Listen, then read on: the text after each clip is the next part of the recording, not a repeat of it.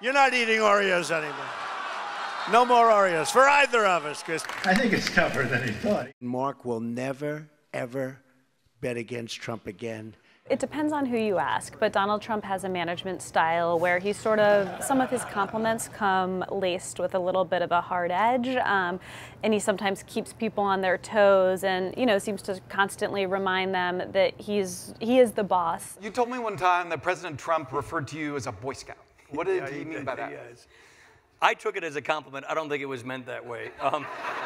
Very pointedly, Sean Spicer, the White House press secretary, is a devout Catholic. He was so excited, even just from the briefing room talking about this trip to Rome where the president was going to have a private audience with the Pope at the Vatican. And leading up to the trip, he sort of told people he couldn't wait to go and meet the Pope with the president. It was a bucket list item. And then pointedly, Sean Spicer was one of the traveling staffers who was left off that list and did not get a private audience with the Pope. And a lot of people just felt that it was another kind of public humiliation for Sean Spicer, who, as the public face of the Trump White House, has endured so many already.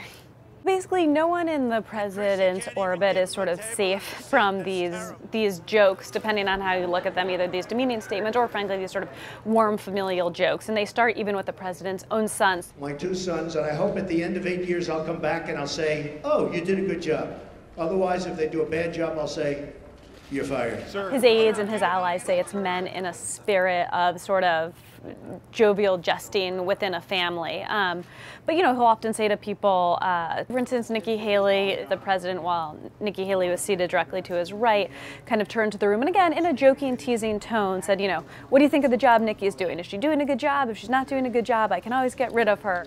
Now, does everybody like Nikki? Because if you don't, you get otherwise, she could easily be replaced, right?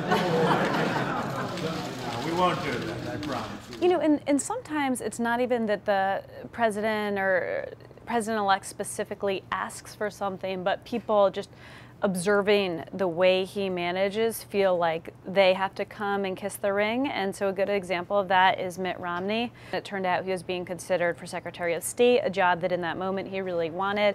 And so he goes to this kind of now famous, infamous dinner. It's not easy winning. I know that myself. He did something I tried to do and was unsuccessful in accomplishing. He won the general election. There was this atmosphere where Mitt Romney felt that he sort of had to pay his respects in order to have a fighting chance to get this job, which in the end he ended up not getting.